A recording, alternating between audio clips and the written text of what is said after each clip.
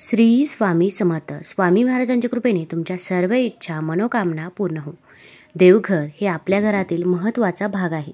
ज्या घरात देवघर नाही त्या घराला घर पण राहत नाही, त्या घराला शोभा येत नाही. बाहेर जाऊन किती देवदेव करा, देवपूजा करा, पण जर तुमच्या घरातच तुमच्या देवांना जागा नसेल तर पूजा तुमची भक्ती कशी सार्थकी लागेल. म्हणून आपल्या घरात छोटेसे का होईना देवघर पाहिजे.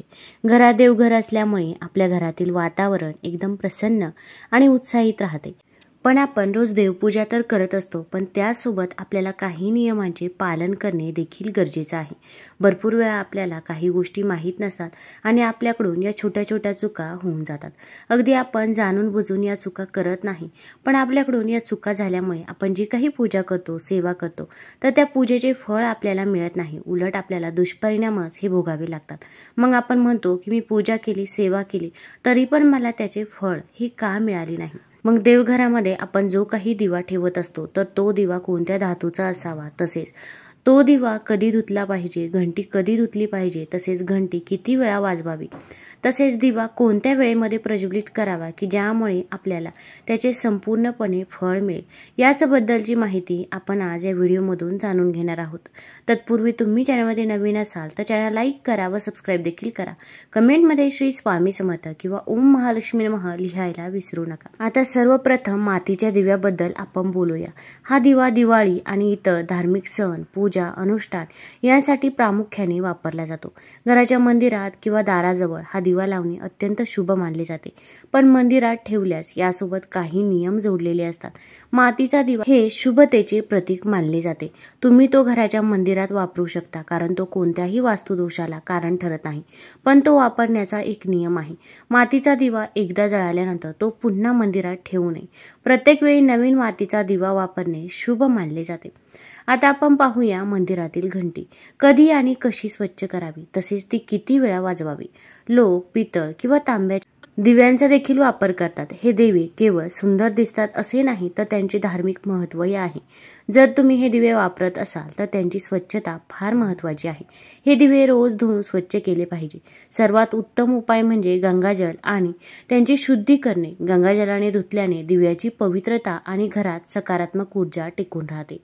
या सवयीत अंतर्भूत करा, कारण आठवड्यातून 1-2 वेळा धुण्याने त्यांची पूर्ण शुद्धी होत नाही. आता घराच्या मंदिरातील घंटी संबंधी बोलूया.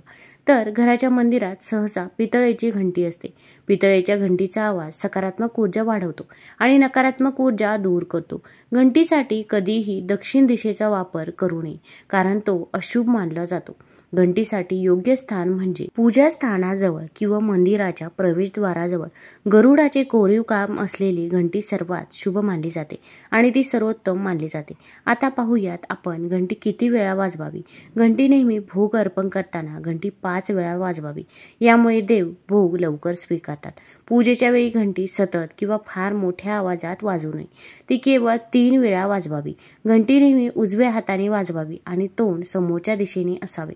घंटी दक्षिण दिशेमध्ये ठेवू नये. घंटी नेहमी सकाळच्या पूजेमध्ये वापरणे अत्यंत फलदायी मानले जाते. यासोबतच एक महत्त्वाची गोष्ट म्हणजे जेव्हा तुम्ही मंदिरात जाता तेव्हा प्रवेश करता तेव्हा घंटी वाजवावी. मंदिरातून बाहेर पडताना घंटी वाजवण्याची गरज नसते. घंटी वाजवल्याने हे दर्शवता की तुम्ही मंदिरात प्रवेश करत आहात आणि तुमची उपस्थिती दर्शवता. एकदा घंटी वाजवल्याचा अर्थ असा होतो की तुम्ही देवाच्या दरबारात प्रवेश केला आहे आणि आता तुम्ही त्यांची पूजा सुरू करू शकता. जर तुम्ही 2 वेळा घंटी वाजवली तर याचा अर्थ असा होतो की तुम्ही तुमची प्रार्थना किंवा मनातील गोष्ट देवांसमोर मांडत आहात. तसेच आपण काही नियमांचे पालन देखील करायचे आहे. सर्वप्रथम आपण पूजेला बसण्याच्या वेळी आपले तोंड नेहमी पूर्व दिशेला असले पाहिजे. ही दिशा खूप शुभ मानली जाते, कारण यामुळे वातावरणामध्ये सकारात्मक ऊर्जा निर्माण होते. पश्चिम दिशेकडे तोंड करून देखील पूजा करता येते, परंतु पूर्व दिशा अत्यंत फलदायी मानली जाते. घराच्या पायऱ्यांजवळ पूजाघर किंवा मंदिर बांधणे शुभ मानले जात नाही. यामुळे पूजास्थळी नकारात्मक ऊर्जा निर्माण होऊ शकते. तसेच देवघरातील देवाचं आसन नेहमी उंच असलं पाहिजे. तुम्ही ज्या जागेवर बसला आहात त्या जागेपासून देवाचं आसन हे उंच असावं, जेणेकरून पूजास्थळी सकारात्मकता टिकून राहील आणि ऊर्जेचा प्रवाह योग्य दिशेने राहील. पूजेच्या वेळी नेहमी गालीचा किंवा चटई चटईवर बसावे. हे केवळ सुखदायक असतेच, पण यामुळे पूजा करताना एकाग्रता आणि श्रद्धाही वाढते. फक्त छोट्या आसनावर बसूनही पूजा करू शकता, पण हे सुनिश्चित करा की तुमच्या सण देवाच्या सणांपेक्षा उंच नसावी. यामुळे देवावरील श्रद्धा आणि आदर व्यक्त होतो. आता आसन जेव्हा आपण घेत असतो तर हे आसन काळ्या रंगाचं नसावं याची देखील आपल्याला काळजी घ्यायची आहे. शेवटची आणि महत्त्वाची गोष्ट म्हणजे पूजाघरात कधीही कोमजलेलं किंवा वाळलेली फुले ठेवू नका. अशी फुले पूजेसाठी अशुभ मानली जातात. नेहमी ताजी आणि उमललेली फुले पूजेमध्ये वापरावी. जेव्हा पूजाघरातील फुले कोमजत असतात किंवा काळी पडत असतात तेव्हा ती फुले मातीत पुरण्याचा सल्ला दिला जातो, ज्यामुळे नकारात्मक ऊर्जा दूर होते किंवा अगदी तुम्ही त्याचा खत म्हणून देखील वापर करू शकता. यामुळे देखील तुमच्या घरातील पवित्रता टिकून राहते. ज्या खोलीमध्ये तुम्ही झोपता त्या खोलीत कधीच घराचे मंदिर बनवणे योग्य मानले जात नाही.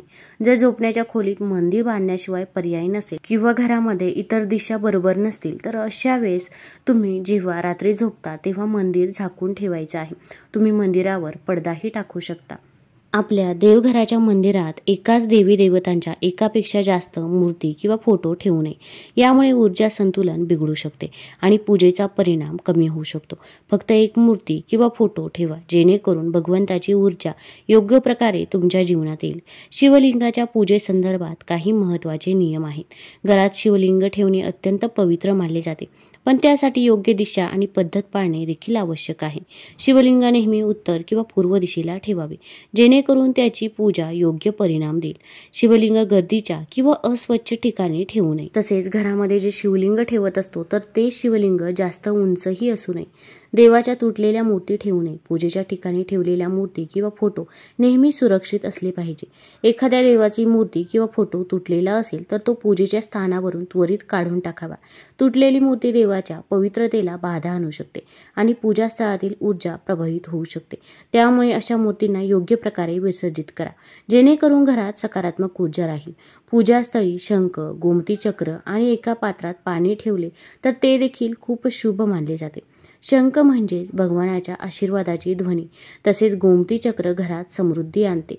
पाणी हे घरातील ऊर्जा शुद्ध ठेवते.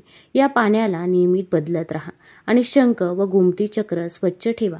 पूजास्थळ नेहमी स्वच्छ आणि पवित्र ठेवा. आपण जर तिथे अस्वच्छता ठेवली तर नकारात्मक ऊर्जा देखील वाढत जाते. त्यामुळे पूजेचा प्रभाव कमी होतो. दररोज पूजास्थळी स्वच्छता ठेवा, जेणेकरून वातावरण सकारात्मक राहील. पूजास्थळ व्यवस्थित आणि सुंदर ठेवा, जेणेकरून ध्यान करताना अडथळा येऊ नये. पूजास्थळ घरात योग्य ठिकाणी असावे.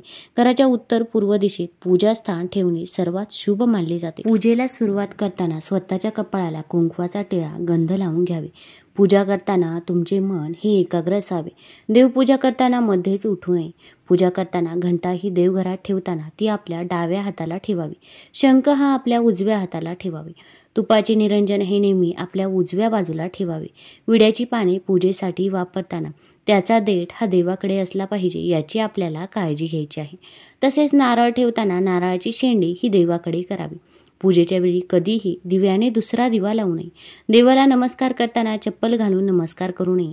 तसेच देवघरात चप्पल घालून देखील येऊ नये. तसेच देवपूजेमध्ये तासनतास घालवणे शास्त्रालाही अभिप्रेत नाही, परंतु जेवढे क्षण आपण देवाच्या सानिध्यात घालवतो तेवढे क्षण आपल्याला जगाचा विसर पडावा, हाच पूजेचा मुख्य हेतू असतो. तुम्हाला जर हा व्हिडिओ आवडला असेल तर चॅनल लाईक करा, सबस्क्राईब करा. धन्यवाद.